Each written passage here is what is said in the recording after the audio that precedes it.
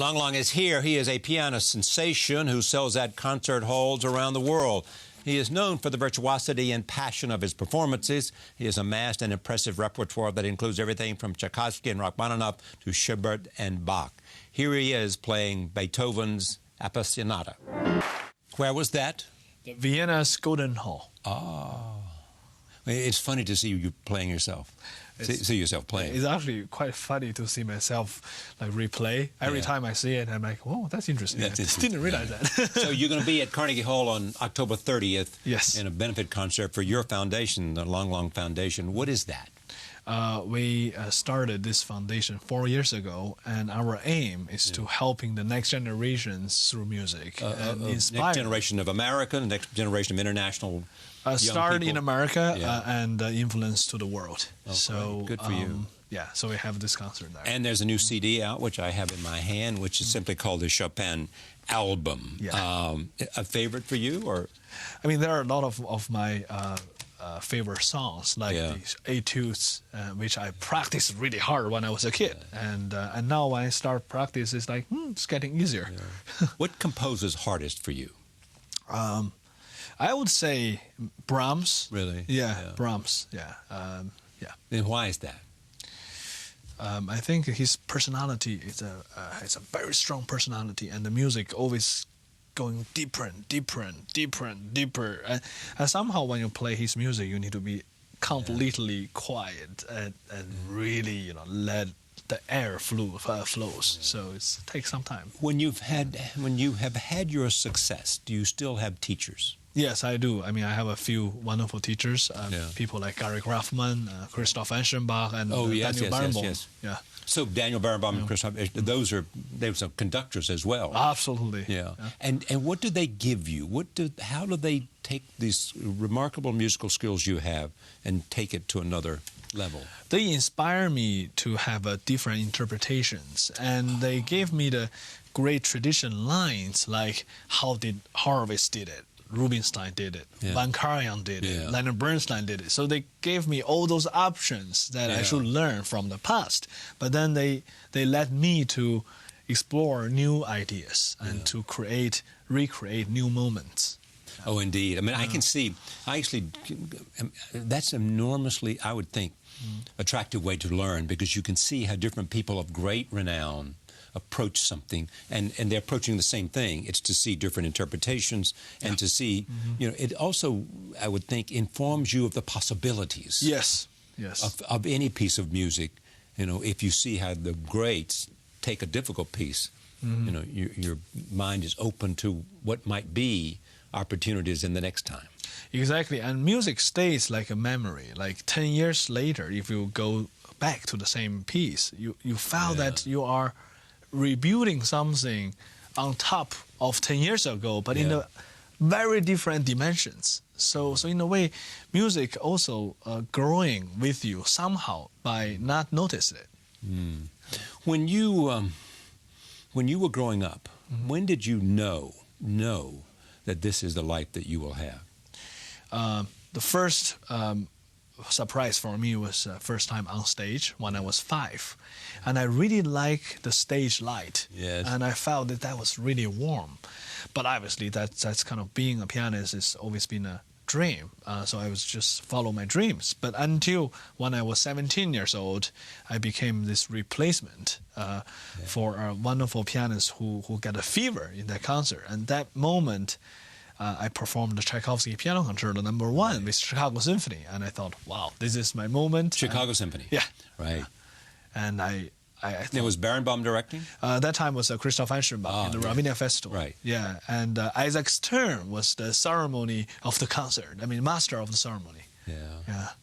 And do different conductors influence you differently in terms of how you perform on stage with them? Absolutely, especially when you were a teenager. You get a actually more stronger influence. And then now I'm 30 years old, so the influence are getting smaller, but still, I mean. I was trying to remember when we first met. The first show we did was what year? It was 2002. 2002, yes. 2003. Yeah, 10 years ago. Yeah. Where do you want it to go? What kind of career do you envision for yourself? I mean, clearly, there would always be recording for posterity. But at the same time, there's an extraordinary number of better orchestras today. I think, of course, career is a very important thing. Yeah. But as a person growing up, I must say we need to share our passion to musical education. And as we all know today around the world, musical education is getting kind of disappears from. Why is that? I think, one is the economy crisis. And second thing is that maybe people think, let's be more practical. Maybe music and art is not really necessary, And so when they look into the budget, when they see music and art, they say, right. maybe we should cut that, So this worries me a lot because I don't believe... Because of what culture means to us. What it does for the soul and for the psyche. And it makes our for the spirit. mind... in a much more creative way and makes our heart much more peaceful. What's the level of appreciation of music in China versus the United States or elsewhere?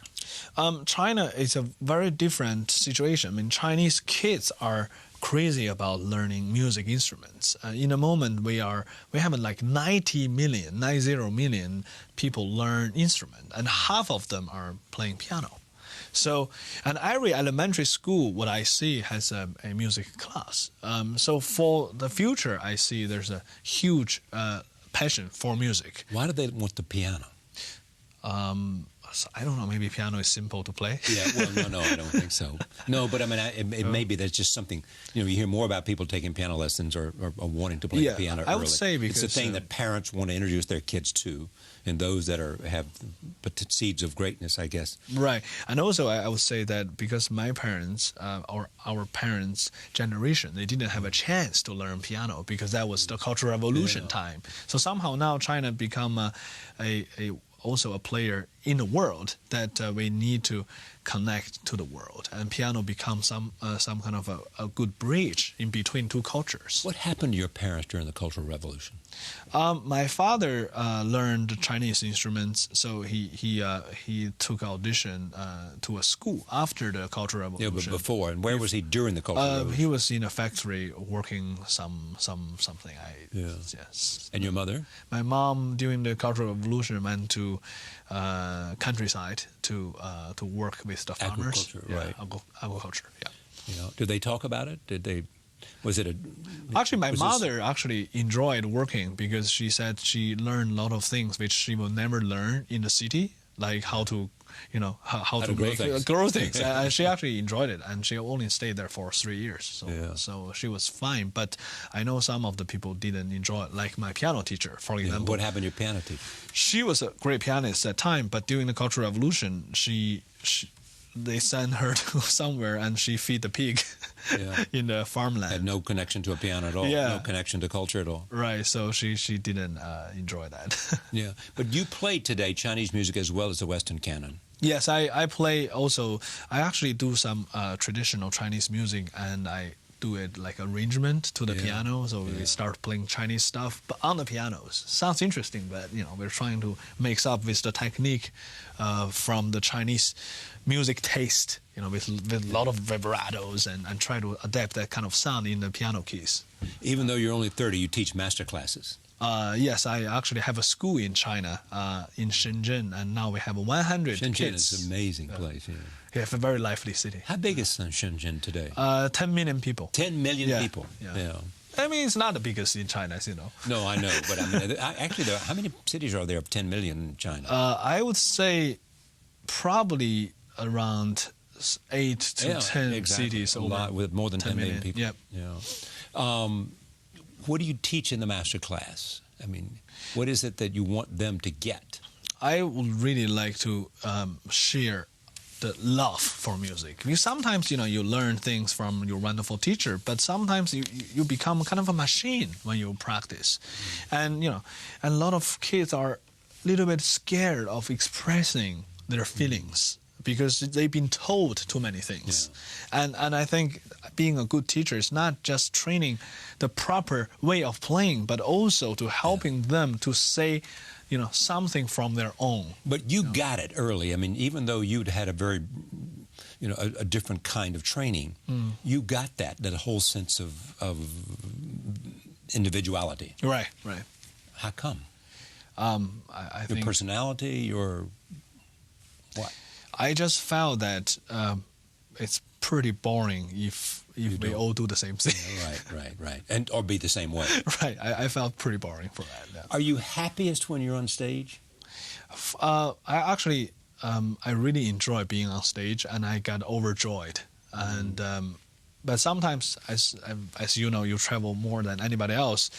That sometimes the jet lag makes you feel tired. Yes. But the great thing about music is that when you play a song by Chopin or Mozart, you are in that musical planet, and you forget all those depressive stuff.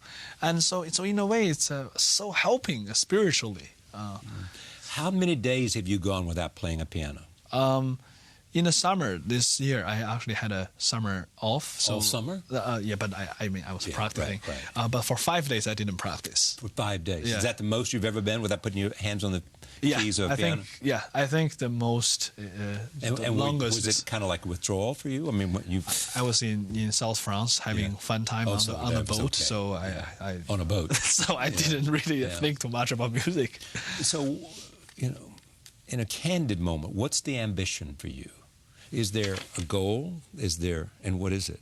I mean, obviously, in art world, there's no limit. I mean, look, all the great musicians, they still work so hard to find new ways of interpretation, like Daniel Barenboim. Yes, indeed. Now he's turning 70, and he's still, working so hard to find the meaning behind the notes. And I mean, I'm only 30. There's a long way to go, and I'm really looking up at those great masters. They set up a higher standard for us all the time. Who are those three masters you're talking about? Christoph Eschenbach, Daniel Barenboim, and my teacher, Gary Graffman. Oh, those are the three masters that you're trying to... Yeah. You want them to say, we're proud of you. Yeah. That was great. Yes. Thank you for coming. Thank you, to see Charlie. you again. Come back sooner than the number of years that have passed since you were here. Thank you. Long, the Chopin album, a whole series of really wonderful performances. Thank you. Thank you.